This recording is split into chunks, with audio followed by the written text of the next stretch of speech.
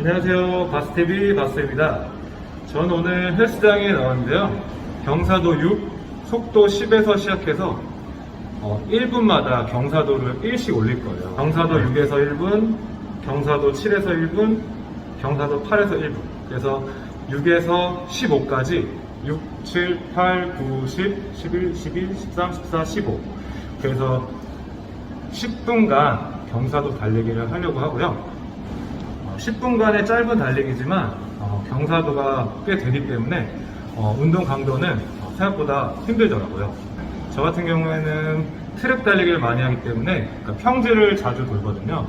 그렇기 때문에 신경 써서 시간 내서 경사 달리기를 해야 실력이 향상되는 것 같더라고요.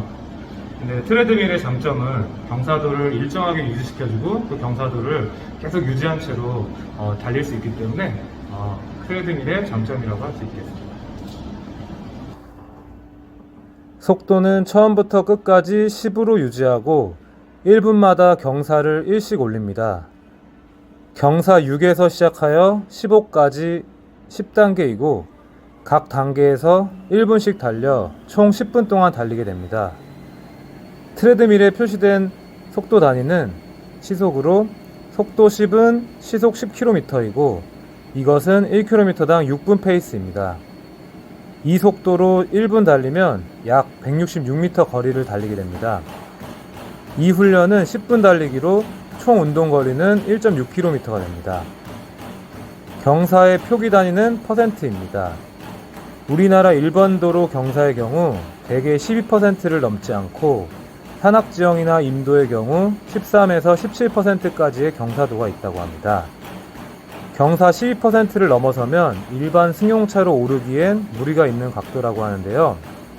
남산 도로가 6.2% 정도 되고 아이유 고개라고 불리는 강동구 암사 고개는 6.0%에서 8.3%의 경사를 보입니다.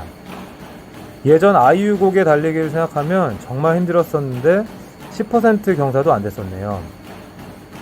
요약하면 경사 12% 정도만 돼도 일반 승용차가 오르기 힘들 정도니 달림 입장에서는 엄청 가파른 경사라 생각하시면 되겠습니다.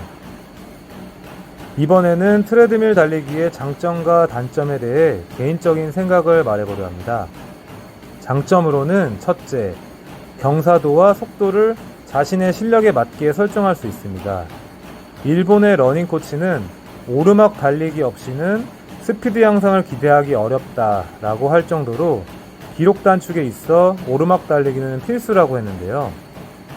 트레드밀 달리기에서는 1분마다 각도 올리기와 같은 지금 영상처럼 오르막 달리기에 대한 훈련 계획을 단계적으로 설정하기 좋습니다. 속도도 마찬가지로 단계별 훈련 설정이 가능합니다. 둘째, 달리기 자세 교정에 도움이 됩니다. 달리기에 관심이 있으시다면 지면으로부터 발을 푸시, 밀어내느냐 아니면 발과 무릎을 풀, 당기느냐에 대해서 많이 들어보셨을 거라 생각됩니다. 러닝 코치들이 강조하는 부분은 풀, 당기기입니다. 트레드밀 달리기를 하면 바닥이 계속 돌아가기 때문에 발이 지면에 닿고 나서 발로 지면을 뒤로 길게 밀게 되면 그대로 뒤로 발이 빠져버려서 부자연스러운 주법이 나옵니다. 그래서 발을 지면에 닿자마자 뒤꿈치, 무릎을 앞으로 위로 당기게 되는 동작이 나오게 되는데 이것이 교정에 도움이 됩니다. 좋은 주법의 포인트는 발이 지면에 닿았을 때 바로 당겨 올리는 것이 핵심입니다.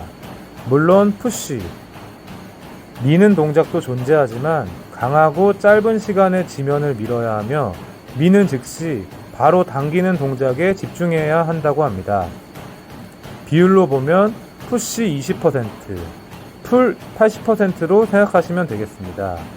무동력 트레드밀의 경우 지면을 푸시, 밀어내면서 달리는 주법이 나오기 때문에 10초에서 30초의 폭발적인 단거리 달리기 향상에 좋다고 합니다.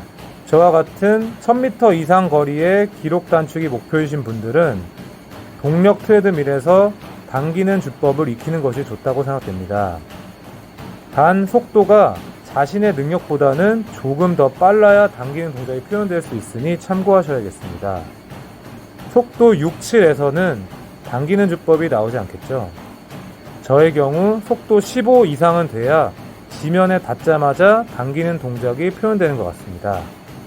셋째, 외부 환경에서 자유롭다는 점입니다. 요즘 미세먼지가 엄청 심각합니다.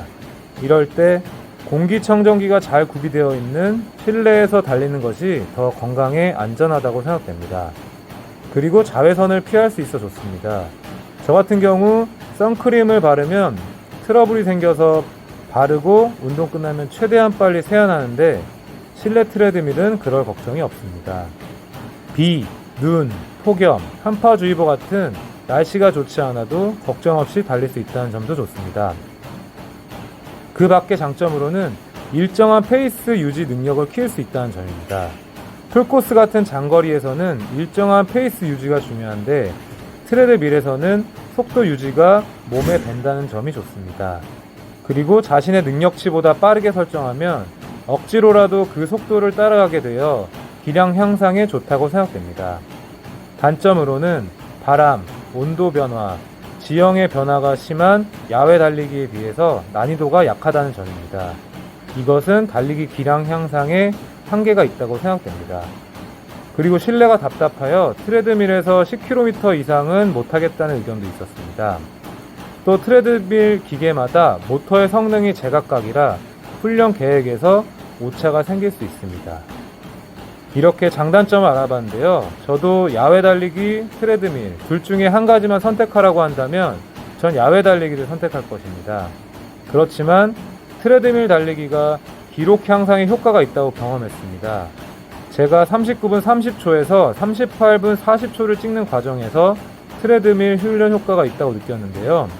5주 동안 트레드밀 달리기만 했는데 분명 기록이 단축되었고 아마 속도 16 달리기와 경사 달리기 훈련이 효과가 있었다고 기억됩니다. 이렇듯 트레드밀 달리기는 속도 설정과 경사도 설정을 잘만 한다면 기록 향상과 자세 교정에 효과가 있다고 생각합니다.